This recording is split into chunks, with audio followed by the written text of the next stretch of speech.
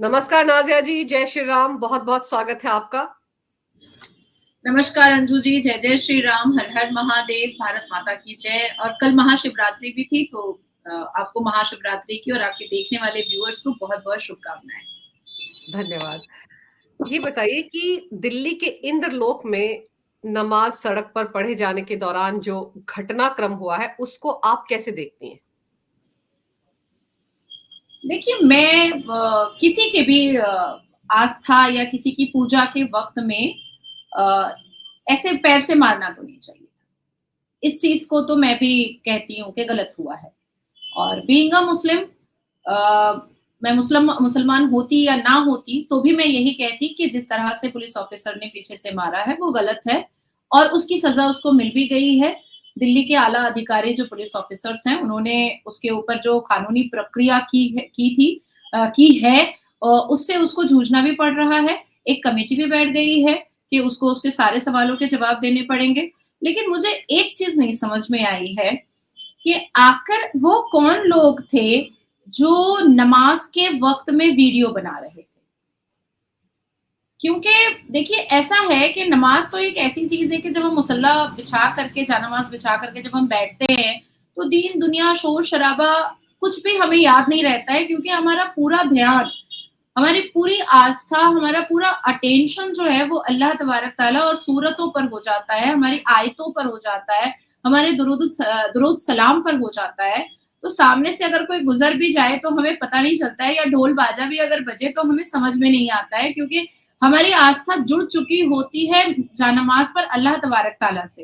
तो वो कौन व्यक्ति था जो जिसने वो लात मारने के वक्त में वीडियो तो किया, लेकिन जब पुलिस पिछले पिछले 1 सवा घंटे से समझा रही थी कि भाई भारत में 7 लाख मस्जिदें हैं और 3 लाख एक्टिव मस्जिदें हैं, तुम्हारा घर है, इमामबाड़ा है, उसके बाद मज़ारें हैं, जाकर के वहां पर नमाज पढ़ लो।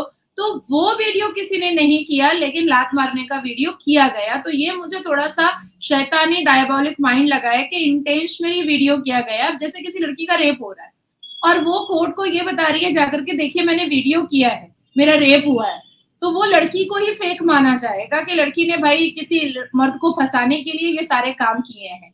तो मुझे ऐसा लगता है कि पुलिस ने गलती तो की है और उसकी सजा उसको मिल भी गई। एक सरकारी अधिकारी का अगर यूनिफॉर्म छीन लिया जाए और उसको उससे उसको सवाल निलंबित जवाब कर दिया दिया। जाए, तो मुझे लगता है कि वहां पर उसको सजा मिल चुकी है। लेकिन वीडियो करने वाला भी पकड़ाना बहुत जरूरी है, जिसने माहौल को गर्म करने की कोशिश अपने अपने तरीके से भरपेट की। और आपने देखा होगा कि 10 मिनट के अंदर, मतलब भारत से लेकर के, पाकिस्तान से लेकर के सीरिया तक ये वीडियो पहुंच चुका था। और पाकिस्तान से ना जाने कितने यूट्यूबर्स और मेन स्ट्रीम चैनल जो पाकिस्तान का है, उसने भी मुझे कॉल किया था कि अभी अभी बैठ जाइए, मतलब अब इस मुद्दे पर तो नाजिया नहीं बोल पाएगी, तो चलो अब तुमको इसी मुद्दे पर पकड़ते हैं। तो पाकिस्तान तक ये वीडियो भेजा गया था, इंटेंशनली भेजा गया था कि देखो भारत में मुसलमानों को नमाज नहीं पढ़ने दिया जा रहा है। और आप सही कह रही हैं, क्योंकि एक वीडियो जो लात मारने का है वो तो वायरल है बहुत भयंकर तरीके से, लेकिन उससे पहले का वीडियो भी आ गया है जहां पर यही पुलिस ऑफिसर बार बार सबको कह रहा है कि सड़क पर नहीं बैठना है क्योंकि ट्रैफिक जैम हो रहा था। और उसके बाद उनको हटाता है, एक को हटाता है, दूसरा बैठ जाता है, दूसरे को हटाता है, तीसरा बैठ जाता है, ये भी दिख रहा है। और उसके बाद तो फिर हमने देखा कि प्रोवोकेशन हुआ और क्या क्या उसने किया, उसको वो निलंबित कर दिया गया है, उसके खिलाफ कार्रवाई हुई है। तो आप ये कहना चाह रही हैं कि जिसने वो वीडियो बनाया, इंटेंशनली बनाया, और ये मामला जितना सीधा दिख रहा है उतना सीधा है नहीं, तो वो भी तो पकड़े नहीं जाने चाहिए। ना, और नाज़िम, हाँ, जी हाँ जी, देखिए, किसी भी हाल में जिसने वीडियो शूट किया है और इंटेंशनली एक पार्ट, एक छोटा सा क्लिपिंग जिसने वायरल करवाया है लात मारने वाला, उसको हर हाल में अरेस्ट करना इमीडिएट जरूरी है।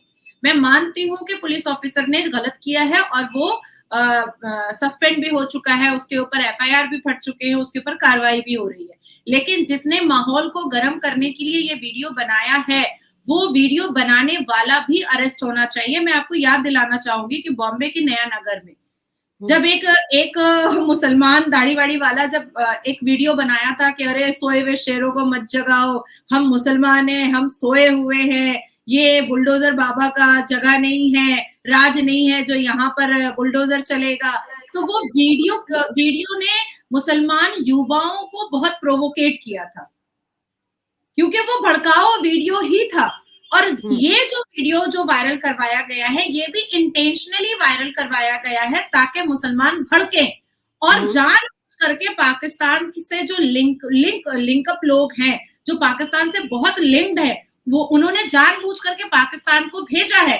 तो मुझे ऐसा लगता है कि उस सिनेरियो के वक्त में जितने भी लोग नमाज में बैठे हुए थे, उन सबके फोन को जांच करना चाहिए कि किसके किसके लिंक पाकिस्तान और सीरिया से हैं, जिन्होंने इमीडिएट पाकिस्तान में जानबूझ करके ये वीडियो वायरल करवाया है। मेरे फोन में पाकिस्तान के यूट्यूबर और मेन चैनल से वो वीडियो आया है और उन्होंने फॉरवर्ड करके भेजा है कि नाजिया आप इस पर बात कीजिए। और मैंने कहा कि मैं जरूर बात करूंगी, क्यों नहीं करूंगी, और मैं इस्लामिक तरीके से ही इस पर बात करूंगी। सबसे पहले इस्लाम की बात ये होती है कि हम जनमाज वहां बिछाते हैं जो पाक और साफ जगह होती है। अब फ्लाइट पर जो लोग नमाज पढ़ लेते हैं एरोप्लेन पर, वो पाक और साफ तो नहीं होती है, क्योंकि चप्पल जूता फ्लाइट पर पहन करके लोग जाते हैं और उसके बाद फिर सुसु कर करके पॉटी कर करके वॉशरूम से निकलते हैं, उसी चप्पल जूते के साथ निकलते हैं। दूसरी चीज होती है कि ट्रेन पर पढ़ लेते हैं, ट्रेन भी पाक और साफ नहीं होता है। प्लेटफॉर्म पे पढ़ लेते हैं, रेलवे ट्रैक पर पढ़ लेते हैं, रोड पर पढ़ लेते हैं, समुद्र के अंदर पढ़ लेते हैं, समुद्र के बाहर पढ़ लेते हैं, बीच पे पढ़ लेते हैं, और खेत खलियान में पढ़ लेते हैं, रोड पर पढ़ लेते हैं। तो ये सारी जगह तो पाक और साफ नहीं है, क्योंकि अगर हम जोर से हंस दे तो हमारा वजू टूट जाता है, हम फाट कर दे तो हमारा वजू टूट जाता है, हम कपड़े बदल ले तो हमारा वजू टूट जाता है, हमें दोबारा वजू करना पड़ता है। अगर सर पर से दुपट्टा उतर जाए या टोपी उतर जाए तो वजू टूट जाता है और दोबारा वजू करना पड़ता है, या जोर से चिल्ला करके बात कर ले तो वजू टूट जाता है, दोबारा वजू करना पड़ता है। अगर मुसल्ला बिछाने के बाद अगर सामने से कोई गुजर जाए तो भी हमें नमाज दोबारा तोड़ करके दोबारा से तहलीमा बांधना पड़ता है और दोबारा से नमाज के जितने भी अरकान है, जितने भी फर्ज है, वो पूरे करने पड़ते हैं, नियत दोबारा बांधनी पड़ती है नमाज के लिए। तो जब इतने शरायत नमाज में है, तो आपने वो गंदे शंदे रोड पर आपने मुसल्ला बिछाया कैसे? आप उस गंदे शंदे रोड पर आप जो पाक भी नहीं है, जो धोया हुआ भी नहीं है, जिस पे झाड़ू पे नहीं लगा हुआ है, लोग थूकते हैं रोड पर, लोग कचड़ा फेंकते हैं। और कई बार तो हम देखते हैं कि रोड के किनारे पीरियड्स के पैड भी फेंके हुए होते हैं। कई बार जब से स्वच्छ भारत अभियान आया है और बहुत सारे गार्बेज के कंटेनर वगैरह रखे रहते हैं, तब से मैंने देखा है कि थोड़े लोग रीजनेबल हो गए हैं। अदरवाइज गाहे बगाहे हमें पीरियड्स के पैड और बच्चे के पैम्पर दिखाई दे देते हैं। तो ऐसे सिचुएशन में तो वो नमाज हो ही नहीं सकती वैसी गंदी जगह पर। रोड एक ऐसी जगह है जहां पर इंसान थूकता भी है, सुसु भी रात में कर देता है, बेवड़ा लोग पी करके अपना दारू का बोतल भी छोड़ देता है। तो वैसी जगह पर आपने नमाज पढ़ी कैसे? आपका नमाज तो वहां पर होना ही नहीं था, और ये तो मुसलमानों को सबसे पहले पता होना चाहिए। मैं हमेशा, अंजू जी, मैं अपनी बात बता रही हूँ कि मैं हमेशा चैम्बर में नमाज पढ़ लेती थी, क्योंकि खजा होने के बाद क्या होता था, घर कभी 12 बजे पहुंच रही हूँ, कभी 12:30 बजे पहुंच रही हूँ, तो मुझे फजर की मैंने पढ़ ली, अब जोहर से लेकर के इशा तक की मुझे घर में जाकर के पढ़ना पड़ता था। तो मुझे लगता था कि चलो मैं ऑफिस में पढ़ लूंगी, लेकिन फिर मुझे मेरी मम्मी ने बताया कि बेटा तुम्हारे चैम्बर में तो सब कोई जूता चप्पल पहन करके आते हैं, तो तुम कैसे वहां पर तुम्हारी नमाज होती है और कैसे तुम वहां पर मुसल्ला बिछाती हो, मेरी समझ से तो बाहर है। तो इट्स बेटर कि थोड़ा तकलीफ होगा, लेकिन तुम घर में ही आकर के खजा पढ़ लिया करो। तो जब हम जैसे लोगों को पता है, जो लोग मुझे कहते हैं कि मैं मुसलमानों को टारगेट करती हूँ, इस्लाम को टारगेट करती हूँ, जब मैं इतने एहतराम करती हूँ जानमाज बिछाने से पहले, तो ये लोग तो मतलब एकदम जबरदस्त मुसलमान है, पक्के जिहादी मुसलमान है, पक्के आतंकी मुसलमान है। तो इनको तो पहले समझना चाहिए था कि भाई ये गलत है। अब आती है दूसरी बात ये आती है कि भारत में कभी भी किसी भी धर्म वालों को उनके धर्म की आस्था से हटाया नहीं गया है, कभी भी नहीं गया है। और इस भारत में 7 लाख मस्जिदें हैं, और अवेसी रोज चिल्ला कर कहता है हैया अलल फलाह की सदाएं, हैया अलल सलाह की सदाएं, अल्लाहू अकबर की सदाएं, आओ नमाजी नमाज को। तो जब 7 लाख मस्जिदें हैं, तो क्या 17 करोड़ के मुसलमान की आबादी उस 7 लाख मस्जिद में एडजस्ट नहीं कर सकती है क्या? आराम से कर सकती है, आराम से कर सकती है। देखिए, पत्थर मारने वाले आज जो शोभा यात्रा पर और राम भक्तों पर पत्थर मारते हैं, आज वो लंबी लंबी आस्था की बातें कर रहे हैं। जो श्रद्धा की बोटियां करते हैं, आज वो इतनी लंबी लंबी बातें कर रहे हैं। जिन मुसलमान लौंडों के पैंट का जिप और पजामे का नाड़ा खुला रहता है सनातनी बेटियों की जिंदगी को बर्बाद करने के लिए, आज वो इतने अल्लाह के भक्त हो चुके हैं, इतनी आस्था जाग चुकी है, पर वो आस्था मस्जिद में जाने के लिए नहीं जागी है। वो आस्था मुसल्ले पर पूरे दीन और ईमान से बैठ करके नमाज अदा करने के लिए नहीं जागी है, अपनी ताकत को दिखाने के लिए जागी है कि तुम क्या कर सकते हो, तुम्हारा कानून क्या कर सकता है, मैं रोड पर मैं जहां चाहूंगा वहां नमाज पढ़ूंगा। हालांकि हमारा अल कुरान ये साफ लफ्जों में जो फर्ज रोजा है या फर्ज नमाज है उसको खजा का नाम दिया गया है। जैसे हम लड़कियां हैं, अभी 11 मार्च से हमारा रोजा स्टार्ट है, तो अब हमें तो बीच में पीरियड्स होगा, इसको समझना बारीकी से बहुत जरूरी है, तब समझ में आएगा लोगों को कि उसने जानबूझ करके उन मुसलमानों ने एक शैतानी दिमाग खेला है। हमें पीरियड्स होगा तो जो 4 दिन 5 दिन हम रोजा नहीं रख पाएंगे, तो वो हमें पूरा साल दिया जाता है कि दोबारा जब रमजान आएगा उससे पहले वो रोजा हमें मुकम्मल करना है, जो 5 दिन का रोजा है। तो ये जो इन्होंने कल किया है, ये जानबूझ करके शैतानी दिमाग मुसलमानों ने इसको स्प्रेड करने की कोशिश की है कि, और ये मैसेज पहुंचाने की कोशिश की है कि भाई देखो हमारे भारत में मुसलमानों को नमाज नहीं पढ़ने दिया जाता है।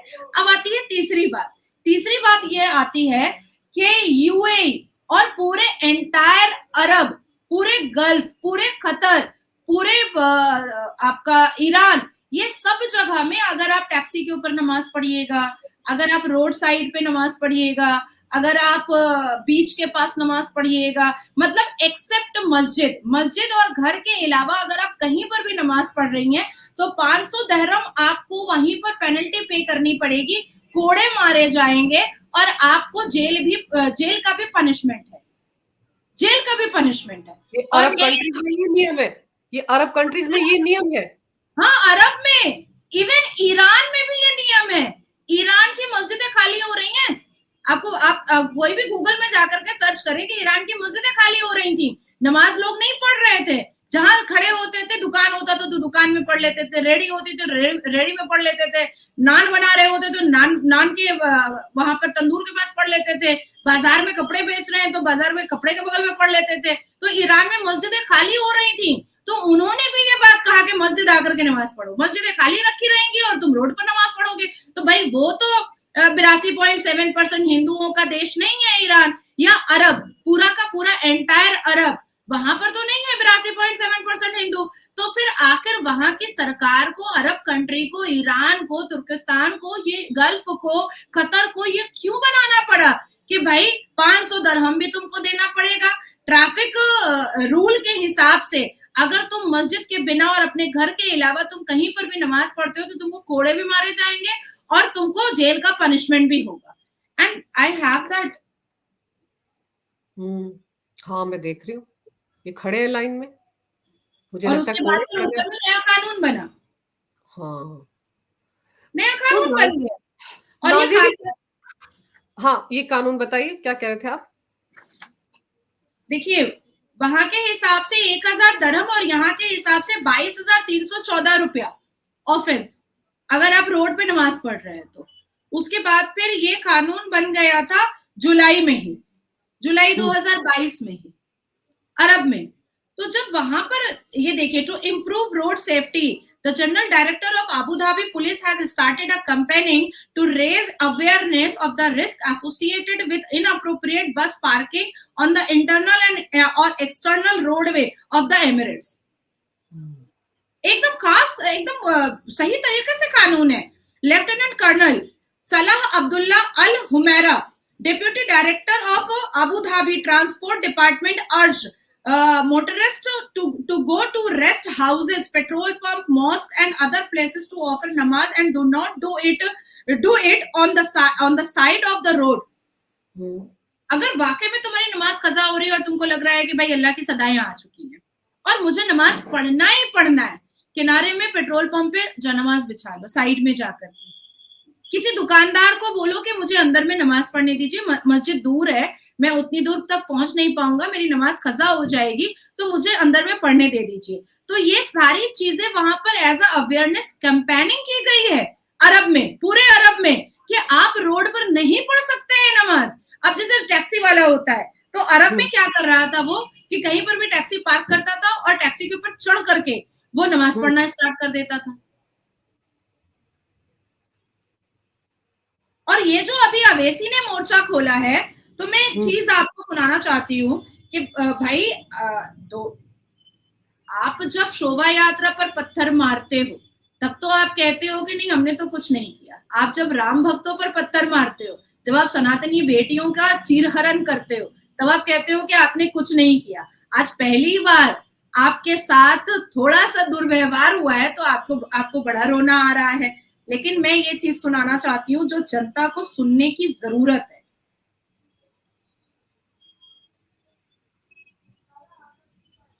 मैं 1 मिनट लूंगी आपका। क्योंकि ओवैसी जी ने बहुत कुछ बोला।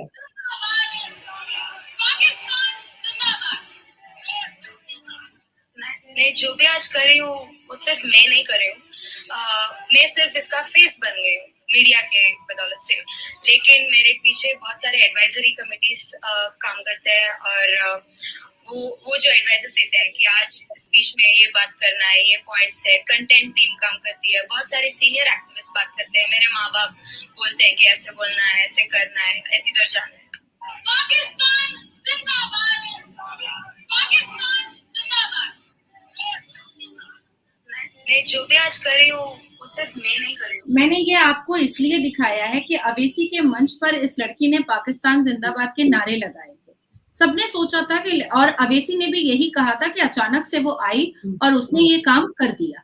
लेकिन अभी आप देखिए कि वो अपने मुंह से एक बड़े न्यूज चैनल के बूम पर ये बात कह रही है कि मैं सिर्फ मीडिया का फेस बन चुकी हूँ, मेरे पीछे बहुत सारी एडवाइजरी कमेटी है, मेरे माँ बाप है और मुझे बहुत लोग समझाने वाले हैं। कंटेंट राइटर है जो मुझे कहता है कि इस बार की मीटिंग में, इस बार की स्पीच में तुमको ये करना है।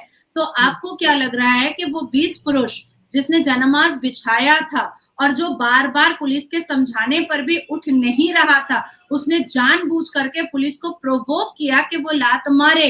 आपको क्या लग रहा है कि अचानक से उसके दिमाग में ये बात आ गई? नहीं, कोई कंटेंट राइटर है, कोई एडवाइजरी कमेटी है, किसी ने उसको समझाया कि यहाँ पर जाकर के ये काम करना है।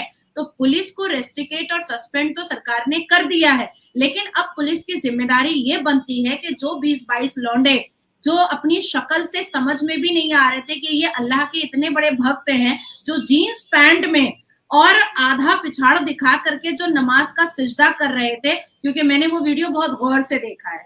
जिस लड़के को पीछे में लात मारी गई है वो कोई कुर्ता पजामा और टोपी में नहीं था, उसने टोपी लगा रखी थी पर टैडी जीन्स पहना हुआ था। और जब वो सिजदा, अब इतना टाइट जीन्स में जब सिजदा करेगा तो आधा पिछाड़ दिखना स्टार्ट हो जाएगा, तो वजू तो वहीं टूट गया।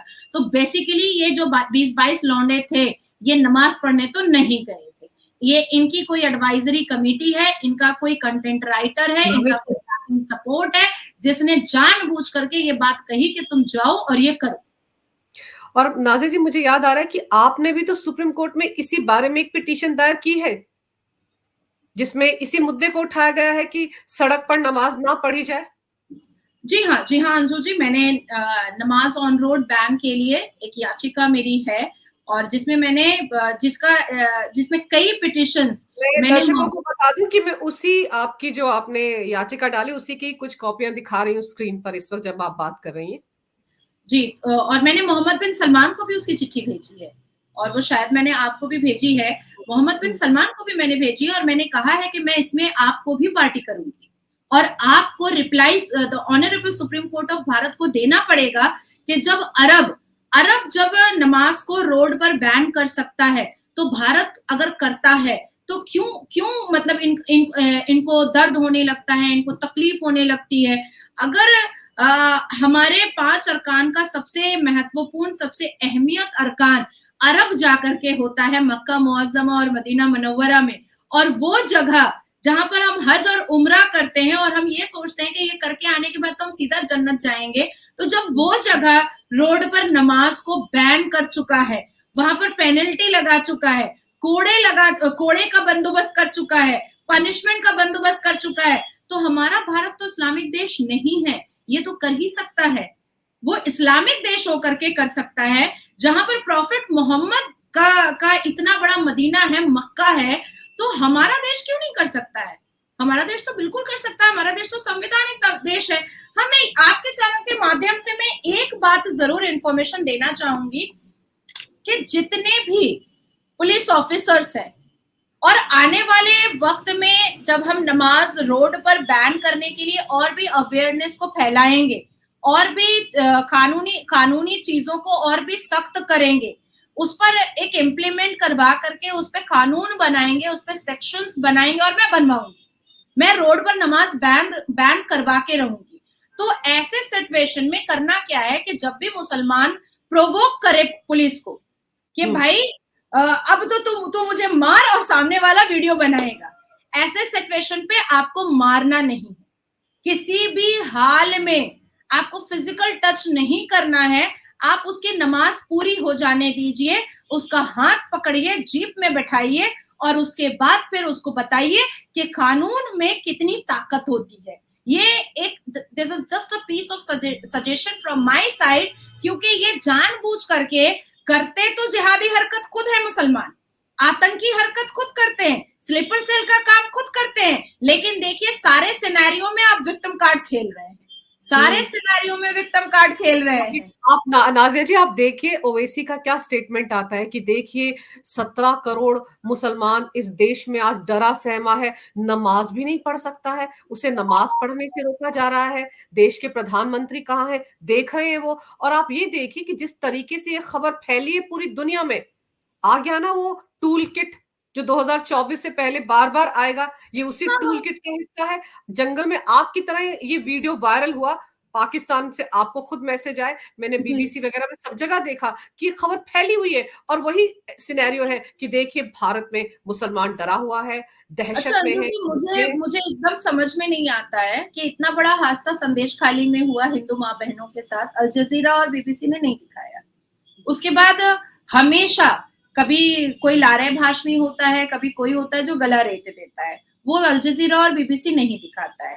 उसके बाद फिर कितनी हमारी सनातनी बेटियों और क्रिश्चियन बेटियों के साथ दुष्कर्म होता है, वो अल जजीरा और बीबीसी नहीं दिखाता है। शोभा यात्रा और जितने भी राम भक्त होते हैं उनके ऊपर जब ईटा पत्थर और पेट्रोल बम फेंका जाता है तब भी वो मतलब बीबीसी और अल जजीरा नहीं दिखाता है। पर जैसे ही मुसलमान अपनी आतंकी दिमाग और जिहादी दिमाग के द्वारा कोई बड़ा शैतानी काम और स्ट्रैटेजी के साथ करता है तो उसको तुरंत अल जजीरा दिखाता है और उसको तुरंत बीबीसी दिखाता है। तो ये पार्शलिटी मुझे अल जजीरा और बीबीसी की आज से नहीं, मुझे लगता है मैं क्लास 11 या 12 में थी, मैं तब से इन चीजों को देख रही हूँ।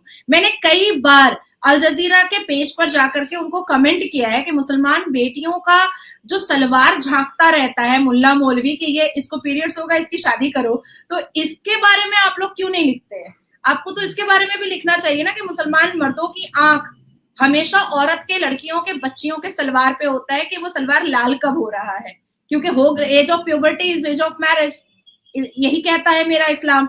तो अल जजीरा और बीबीसी में एक पार्शियल चीजें तो है। अब देखिए पाकिस्तान में कितनी दुर्दशाएं होती हैं, ऑनर किलिंग वहां होती है, ऑर्गन ट्रैफिकिंग वहां होती है, मानव तस्करी वहां होती है, बच्चियों का कन्वर्शन वहां होता है। पर अगर अल जजीरा और बीबीसी वाकई में पाकिस्तान की कुरीतियों को और वहां की अश्लीलताओं को लिखना स्टार्ट करे तो मुझे लगता है पूरी दुनिया के बारे में लिखने का उसको समय ही नहीं मिलेगा, बिल्कुल भी समय नहीं मिलेगा। बीच में देखिए ईरान में सबसे ज्यादा निकाह मुद्दा हो रहा था प्लेजर सेक्स के लिए, सबसे ज्यादा। कितनी सारी डॉक्यूमेंट्री मूवी आ गई, पर अल जजीरा अगर उसको लिखता, बीबीसी उसको कवर करता, तो मुझे लगता है कि 2-4 महीना उसके पास लिखने को कुछ मिलता, बचता ही नहीं उसके पेज पर, क्योंकि इतने सारे इंसिडेंट और इतनी सारी अश्लीलता ईरान में हो रही थी। हिजाब रो को लेकर के जो ईरान में इतना बड़ा बवाल मचा, बच्चियों को काटा गया, बच्चियों को मारा गया, उनको डेथ बेड पर सुला दिया गया, पर उसमें भी अल जजीरा और बीबीसी शांत था। 2-4 बार लिखा और उसके बाद फिर शांत हो गया। तो अल जजीरा और बीबीसी का एक सौतेला व्यवहार भारत को लेकर के हमेशा रहा है और वो रहेगा, मैं जानती हूँ कि रहेगा। लेकिन इसमें करना क्या है कि हम भारतवासियों को जो संविधान के प्रति अपने आप को समर्पित कर चुके हैं और अपने भारत को संवैधानिक तरीके से चलाना चाहते हैं, हमें इन जैसे आतंकी और शैतानी स्ट्रैटेजिकली जो लोग काम करते हैं मुसलमान, उनसे बहुत सतर्क होकर के उनको उनकी जुबान में समझाना पड़ेगा। अब ऐसा सिनेरियो कभी भी, क्योंकि ये याचिका है इतने बड़े कोर्ट में, भारत के उच्च न्यायपालिका में है, तो जाहिर सी बात है कि धीरे धीरे इस पर बात होगी। लेकिन हमारे पुलिस ऑफिसर्स को बहुत सतर्क होना पड़ेगा कि तू नमाज पढ़ रहा है, ठीक है, तू मूत्रालय में बैठकर नमाज पढ़ ले, तू शौचालय में बैठकर नमाज पढ़ ले, तू चढ़ाने के लिए पढ़ रहा है पढ़, क्योंकि तेरा इस्लाम ये बात नहीं बोल रहा है, तू पढ़, लेकिन उसको पहले नमाज पढ़ने दें, उसके बाद फिर उसका कॉलर पकड़े और जीप में बैठाएं। क्योंकि देखिए अरब में है कि कोड़े मार देंगे, पेनल्टी लगा देंगे, पनिशमेंट दे देंगे, लेकिन यहाँ तो कोड़े नहीं मार सकते, हालांकि वो बेचारा पैर मारा है, लात मारा है, तो अरब में कोड़े मारे जाते हैं, वो सजदा में रहता है और पीछे में दम दम दम दम कोड़े लगते हैं, आराम से लगते हैं। अच्छा, अगर वो नमाज पढ़ रहा है उस दौरान भी कोड़े पड़ जाते हैं? हाँ, एकदम। कई बार तो आप कई वीडियोस में आपको भेज दूंगी कि अरब में, आबू धाबी में, दुबई वगैरह में अगर कोई रोड पे नमाज पढ़ रहा होता है, जैसे टैक्सी पर वो बहुत वायरल हुआ था वो वीडियो, टैक्सी पर वो ड्राइवर नमाज पढ़ रहा था, नमाज के बीच से खींच लिया था पुलिस ऑफिसर ने, वो गिरते पड़ते नीचे उतरा है और फिर उसको जीप में बैठा दिया, नमाज के बीच से खींच लिया है। और मैं ये कहीं कहीं और मतलब ऐसे ब्रिटेन और डच के बारे में बात नहीं बता रही हूँ, मैं इटली के बारे में नहीं बता रही हूँ, मैं आबू धाबी के बारे में बता रही हूँ, मैं अरब कंट्री के बारे में बता रही हूँ कि बस ऐसे टान लिया, खींच लिया टैक्सी के ऊपर से नमाज पढ़ते हुए और जीप पे बैठा दिया। पर क्योंकि सबसे ज्यादा हमारे भारत को टारगेट किया जाता है, तो इट्स बेटर कि उसको नमाज पढ़ने दें, जब वो नमाज पूरी कंप्लीट कर ले उसके बाद उसका कॉलर पकड़े और उसको जीप में बैठाए, और वही दुर्दशा उसकी करे जो नया नगर के छुछुंदर ने किया था, वीडियो बना करके प्रोवोक करने की कोशिश की थी। इन शेरों, ये लोग कहते हैं ना मुसलमान लड़के के हम लोग शेर है, तो शेर को पिंजड़े में डालने का तरीका होता है। नाजिया जी, आपने इंटरलॉक वाले वीडियो में ये देखा कि जैसे ही ये घटना हुई कि लात मारने वाले, उसके बाद कितनी ज्यादा तादाद में भीड़ आ गई थी। मुझे तो ऐसा लगा था उसकी लिंचिंग हो जाती अगर उस पुलिस ऑफिसर्स को वहां से हटाया नहीं जाता। हाथापाई का पूरा वीडियो है। नहीं, तो एकदम से कैसे इकट्ठा हो गए ये सब लोग? आप सही कहती हैं कि ये भीड़ में आते हैं, झुंड में आते हैं। देखिए, कुत्ता हमेशा झुंड में निकलता है, सुअर हमेशा झुंड में निकलता है, मुसलमान भी हमेशा झुंड में निकलते हैं। और इन्होंने जो भी ये किया है, जो भी ये कल का तमाशा किया है, ये इंटेंशनली था, स्ट्रैटेजिकली था, इसका कोई कंटेंट राइटर था, इसका कोई पीछे से डायरेक्टर और प्रोड्यूसर था, और उन सबको पता था कि ये काम आज वो लोग करवाने वाले हैं। हाँ, पुलिस से गलती हुई है और हम सब इस बात को मान रहे हैं, और बड़ी ही मतलब बेवकूफी वाली गलती हुई है। और मुझे लगता है कि ऐसे ऐसे आतंकी दिमाग के लोगों से निपटने के लिए पुलिस को कानून के under the barricade of law काम करना चाहिए था। जो गलती उसने की है उसकी सजा उसको मिली है, लेकिन जिसने ये वीडियो बनाया है, जो जानबूझ करके वहां पर खड़ा था और जानबूझ करके पुलिस ऑफिसर को प्रोवोक किया है, और वीडियो बनाने के लिए प्रोवोक किया गया है, उस वीडियो बनाने वाले को भी अरेस्ट करके पूछा अगर गया कि भैया तेरा अब्बा कौन है पीछे, ये भी तो बता दीजिए, तो ये जानना बहुत जरूरी है। और अब्बा तो आप देखो कितने सारे हैं, सब कूद रहे हैं, छाती पीट रहे हैं मुसलमानों के नाम पर। केजरीवाल ने विधानसभा के अंदर, उनका एक विधायक है उसने बोला है, काजिम ने बहुत, वो भी बड़ा अब्दुल नाम है शायद, बड़ा रो रहा था, ओवैसी रो रहे हैं, बाकी सब भी रोने शुरू हो गए हैं। तो वो ये ना, बहती गंगा में हाथ धो लो, इनको लग रहा है कि मुस्लिम तुष्टिकरण का इससे बेहतर मौका नहीं मिलेगा और पूरी दुनिया में एक फिर मैसेज चला जाएगा कि हिंदुस्तान में तो मुसलमान बड़ा परेशान है, बड़ा दुखी है, खौफ में जी रहा है। लेकिन आप सही कह रही हैं कि कानून के दायरे में रहकर उस पुलिस अधिकारी को काम करना चाहिए था, और साथ ही साथ अब उसको पकड़ना जरूरी है जिसने ये वीडियो बनाया है, किस इंटेंशन से बनाया, किसके कहने पर बनाया, ये जानना बहुत जरूरी है। जो तस्वीर लोगों को दिख रही है उसका दूसरा पहलू भी है, उस पहलू पर भी गौर करने की जरूरत है। आपने इस मामले पर विस्तार से जानकारी मेरे दर्शकों को दी नाजिया जी, मेरे लिए समय निकाला आपने, इसके लिए आपका बहुत बहुत धन्यवाद। नमस्कार, भारत माता की जय हो, वंदे मातरम और जय श्री राम। जय जय श्री राम। आपके लिए हमेशा मेरे पास समय होता है, क्योंकि आपके साथ कन्फ्रंटेशन में बड़ा मजा आता है, बहुत मजा आता है। बहुत बहुत धन्यवाद नाजिया जी, जय जय श्री राम। जय जय श्री राम।